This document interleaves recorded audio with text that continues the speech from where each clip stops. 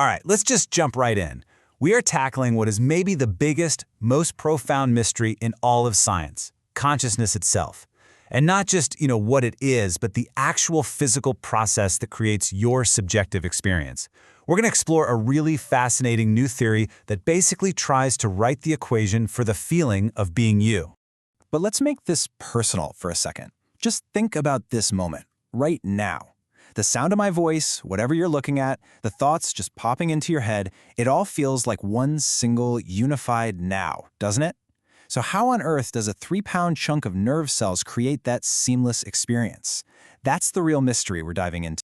So here's how we're going to break it all down. First, we'll look at why the current theories just aren't cutting it. Then, we'll introduce this new physics-based idea.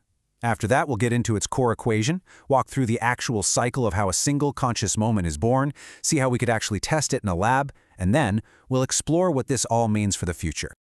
Okay, so before you can really appreciate a new idea, you've got to understand the problem it's trying to solve. And for decades, scientists have been chipping away at consciousness. They've made some real progress, for sure, but all of our current approaches have some pretty big holes in them.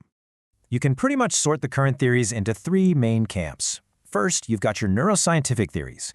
These are great at pointing to a part of the brain and saying, look, activity here is related to consciousness, but they never explain why it feels like anything. Then you've got information theories, which try to measure consciousness with a number, but they don't tell you what the physical process is. And finally, you get some, let's say, out there ideas involving quantum mechanics, which are fascinating but just don't have the evidence yet. See the issue? Each one is missing a really crucial piece of the puzzle. So this is where our new contender enters the ring, the temporal dynamic processing theory of consciousness. Yeah, I know, it's a mouthful. Let's just call it TDPTC. But the core idea behind it is actually beautiful.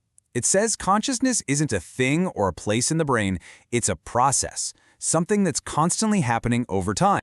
And here it is. This is the heart of the theory. It's asking us to stop thinking about a conscious moment like it's a single photograph. Instead, it's way more like a movie. The brain is constantly gathering up bits of information over a tiny window of time, and then it collapses all those different possibilities into the one single, stable experience you're having right now. Okay, so if consciousness is a process, what's the recipe? Well, this theory says there are 3 absolutely essential ingredients that have to come together to create a conscious moment. Let's look at each one. First up, we have PHI, which stands for information integration. The easiest way to think about this is just the richness or the complexity of your experience. I mean, are you just staring at a blank wall, or are you looking at a forest with all the different trees and leaves and sounds? The more information your brain can weave together into one coherent picture, the higher your PHI. Ingredient number 2, gamma, or coherence. This is all about timing. It's a measure of how well different areas of your brain are all firing in sync with each other. Think of it like an orchestra. If every musician is playing their own tune, you just get noise. But when they all play on the same rhythm, you get music. That's coherence. It creates a single, unified workspace in the brain. And our final piece of the puzzle is lambda, or coupling. This is basically the glue that holds the whole operation together. I mean, you can have all the rich information you want and perfect timing, but if the different parts of the brain can't actually talk to each other effectively, if those connections are weak, it all falls apart. Coupling is the strength of that communication network.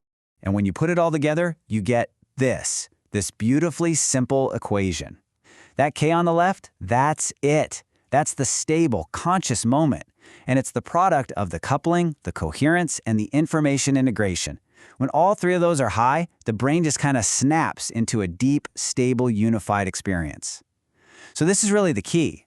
Consciousness isn't any one of these things on its own. It's what happens when all 3 work together perfectly.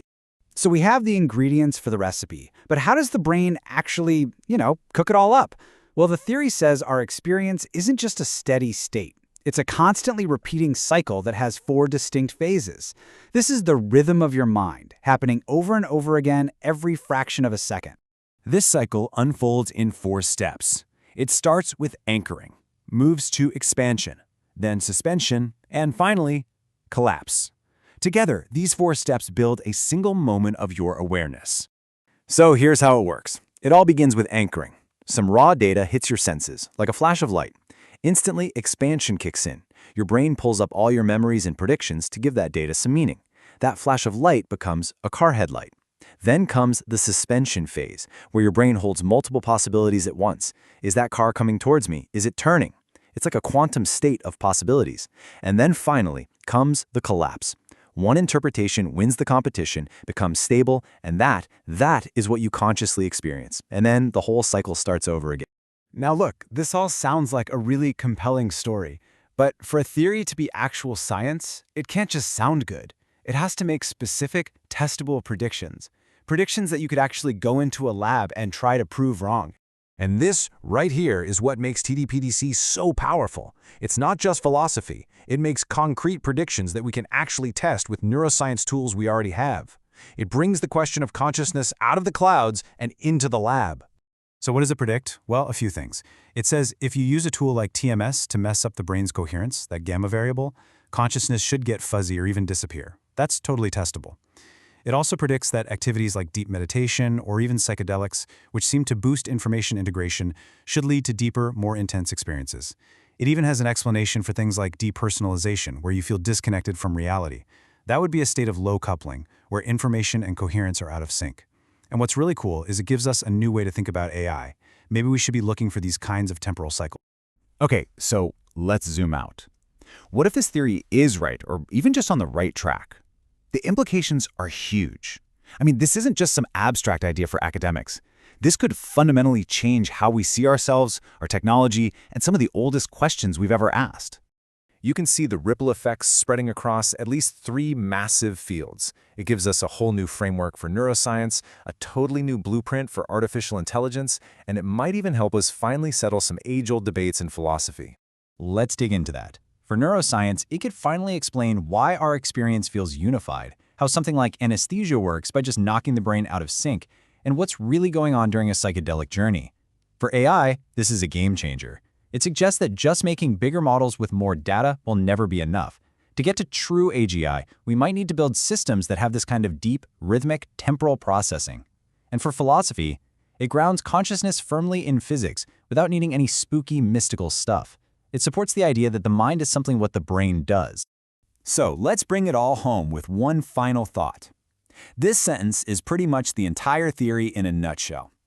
Consciousness isn't some ghost in the machine.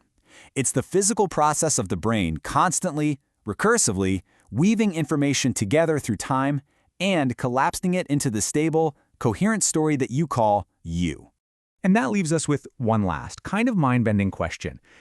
If this theory is right, if consciousness is just a specific kind of physical process, a cycle of integration and collapse, then it's not a question of if we can ever build it. It's a question of how. What would it actually take to engineer a machine that doesn't just compute, but actually feels? That's something to think about.